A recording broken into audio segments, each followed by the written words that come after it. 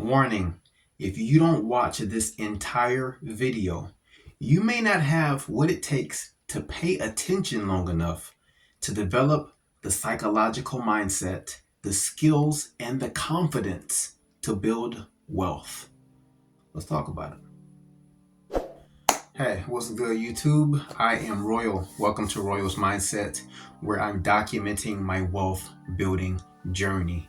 And in this video, we're talking about the psychology of money, how I've grown my confidence, I've killed my childhood trauma. A lot of things will be talked about in this video because I'm stepping into a new awakening, let's say, of confidence, of skill sets, me learning how to invest, me learning how to trade, my belief in me. Even Kanye said it in one of his past interviews. What stops most people in life is their belief in themselves and what they believe that they can achieve in this world. Of course, that goes along with where you grew up, your environment, your family, and the conditioning of the beliefs that you instill as a child, and how these things develop and how you hold these anchors in your adulthood, and how that pretty much, paints the picture of where you are currently. And I'll be very transparent, you guys. This is my last year in my 30s. I'm 39 years old. I'm just now starting to build wealth. I'm just now believing, after years of personal development, that I'm actually worthy of it. And I found a clip of Lisa, and she breaks this stuff down that you can take away and apply to your life in your situation. She drops so many gems on the psychology of money, the fears, childhood trauma, so many gems, so many nuggets, so many aha moments and insights that's going to absolutely bless you. So you have to watch this full video if you can pay attention long enough, right? Some people can't even pay attention long enough to watch a free video that'll bless their life. All right, so feel free to hit that like button right now and enjoy this clip. So we really have to appreciate this idea of trauma. We have to appreciate that our brains have been pre-wired. There's a default mode network that sits behind the eyes, and there's this hierarchy of trauma and a hierarchy of pain. And below the veil of consciousness, a default setting is pain versus pleasure. So my brain is wired to avoid pain and to seek pleasure. And even an infant knows and reacts to stress through crying, through fussing. They know when they're cold, and they know when they're hungry. They know when their skin has been pricked. They know when their environment is hostile. They know that, right? Their brain has been pre-loaded with this information, allowing them to know that this is not congruent with safety. And so the stress response system is activated, and babies fuss, and those of us who have had children and we weren't awakened when we had children think, this baby's a pain in the neck. And we sort of think as babies as not being intelligent, and yet they are far more intelligent than we actually realize, right? Because they're tapped into and they're attuned with the divine self and with their innate guidance system. So they know when something's wrong. And we know that they know something's wrong by the way they behave in the 3D world. We have to learn how to observe ourselves the same way we observe children in this type of a situation. When we're talking about trauma, we have to understand this reflexive action that our brains are designed to go into a primitive state, a reactive state, a stress response state. So it's a state of survival rather than thriving. If you've experienced tremendous trauma in your life, do not be surprised if your financial situation has left you exasperated. Do not be surprised if you are someone who cannot accumulate savings. Do not be surprised if you are someone who lives hand to mouth. Do not be surprised if you are someone who finds it difficult to accumulate any financial wealth. Or you might be someone who, for instance, we've all heard about people who win the lottery and in 2 years they're bankrupt. What is it about this inability to maintain this wealth in your life? Or what is it about the mindset when it comes to accumulating wealth? I have worked with hundreds, if not thousands of people who struggle financially in their life, who struggle with feeling good enough, who struggle with making choices that are in their best interests, struggle with making bold choices in order to go for the raise, or they struggle with getting the type of training they need to be able to get to the next level in their career. And I'm not surprised anymore how often this inability to accumulate wealth is tied to not feeling good enough. One of the things that happened in our dysfunctional family was our parents found a way, because they were so fear-based and they had such a control issue around money, and they were so afraid to release money because it made them feel safe to hold on to money, that anytime my sister or my brother or I asked for something outside of what they were willing to give us, we were shamed and we were guilted. So we were taught that it was wrong to want. And yet, if you think about it energetically and vibrationally, and for those of you who are here for a spiritual transformation, it doesn't make sense not to want, right? It doesn't make sense not to desire. Desire is what's pushing the universe forward. Or you might feel angry that other people can achieve great wealth and you're having a difficult time doing it. And that will keep you stuck. So there's cognitive dissonance around so much in your life that without raising your consciousness, without noticing what you notice, it's really hard to break through that ceiling. You can't. How do you break a ceiling you can't see? How do you heal a hole in the wall that you can't see? How do you fill a hole in a boat that you refuse to acknowledge? And you're sinking, whether you acknowledge it or not. And so it's so important that we understand, those of us who are here and trying to transform our lives, we really have to take into consideration this inner transformation process requires a raising of consciousness. The spiritual evolution within is going to require intellect. You can't spiritually evolve without organizing your mind. So are you struggling with asking? Are you struggling with believing that you have a right to receive, right? We will look at other people and we'll think, oh, they must be special. And we won't realize that people who are receiving are asking. And people who are receiving are asking and they're believing. And people who are receiving are asking, believing, and they're acting on the asking. So if you want to upgrade your life, then you have to first believe that you're worthy of that upgrade, but then you have to respect that you're in a 3D world. So is there something that you need to do? Do you need a set of skills that you don't yet have? And are you willing to invest in yourself in order to make that manifestation happen? But the important thing to take away from all of this is how trauma from the past really affects your ability to be able to manifest any type of wealth when you are an adult, because you have to feel like you're worthy of accumulating a savings account or making an investment or believing in your right to go speak to someone who knows a little bit something or more than what your parents knew about money. So believing that you have a right to surpass what your parents were able to achieve in their life. You have to understand that this will threaten you emotionally. This might kick you into survival if you dare want to surpass where your mother is or where your father was. And this will prevent you from being able to become the master of your own reality. It will prevent you from being able to leave a relationship that was daunting, that was negative. And it will be very, very difficult for you to override this stress response, this amygdala attack, if you will, because when you are confronting this desire to want more, or you're trying to embrace the desire to want more, and you're triggered into survival because doing so means your family is going to call you selfish. Who does she think she is? I heard it all.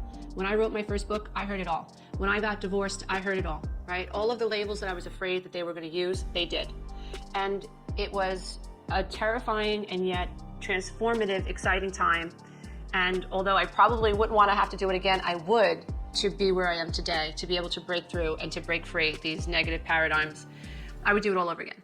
And so we have to recognize that sometimes, oftentimes, I would say all the time, if we have trauma from the past that's tied to our worth, it's going to be difficult for us to override that without consciousness, without recognizing, like, whose life am I living? Am I living my paradigm, the paradigm I want to live, or am I living out this paradigm because I'm afraid or I feel unworthy? And so it was, I deserve this, I want this, these are the things that I'm willing to do to get it. So I stepped out of the paradigm that my parents had created for me, and I just closed my mind to all the negativity, and I focused on what I wanted to experience. I did so well back then that I was able to not work the full month of August, and I was able to take my children on vacation.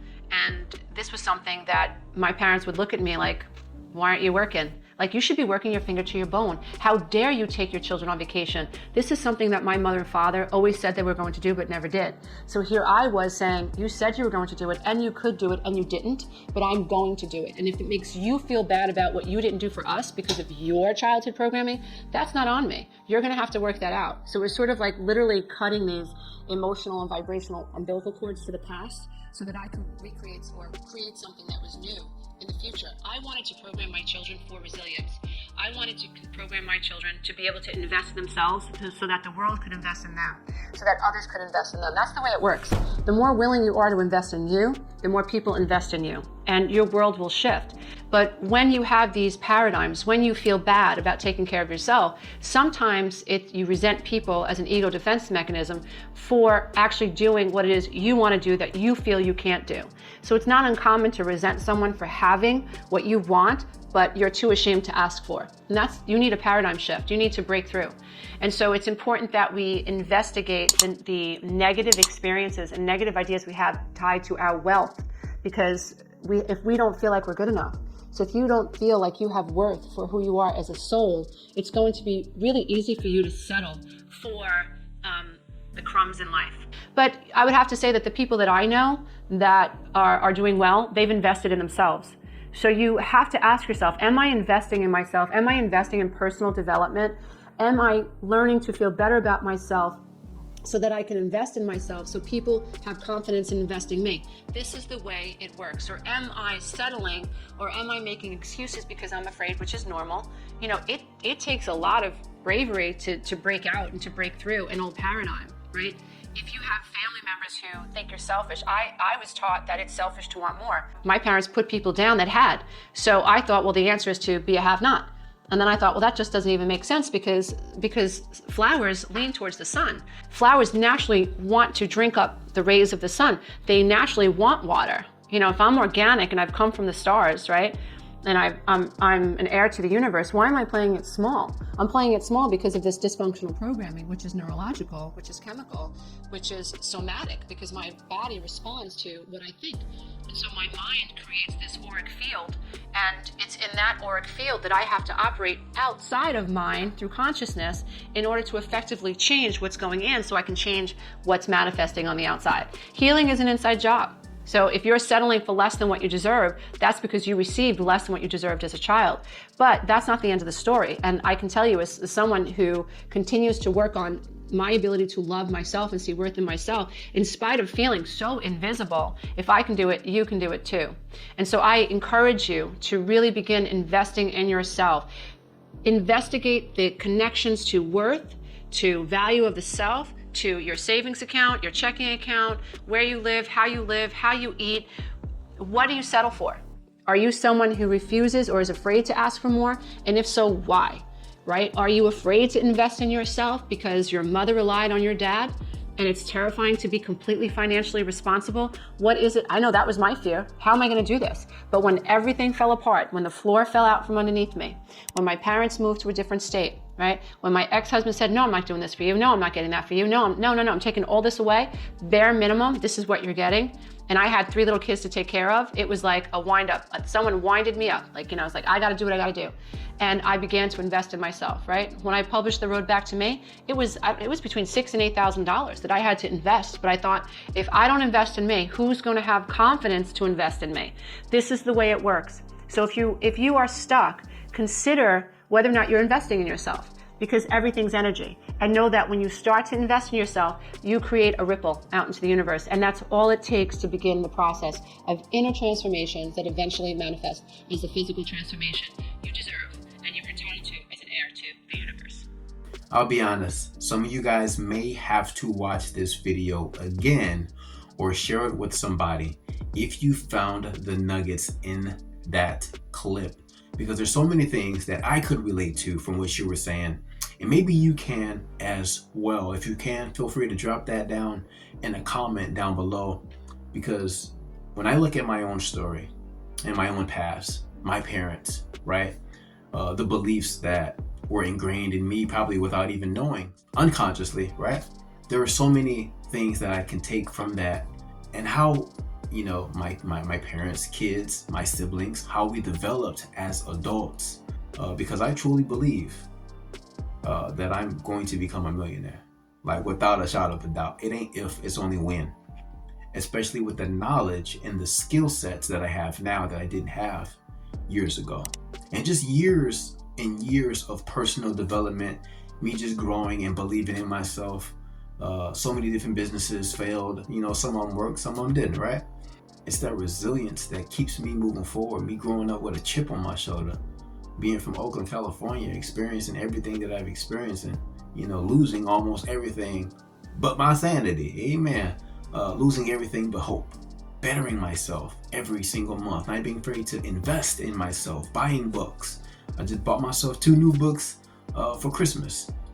You got to be careful what you're eating these days, right? Everything you feed your stomach, you also feed your brain. So if you're eating trash every day, stinking thinking, you won't have the best ideas. You're going to have brain fog, right? All these things are so crucial to your development in your psychology, in your mindset, and how that is directly linked to your money. And I have had enough of being broke. I am not a victim. I will become a millionaire. It ain't no if, it's only when. Because I developed myself. I learned. It took me a whole year to learn. Like, I didn't know how to trade a year ago.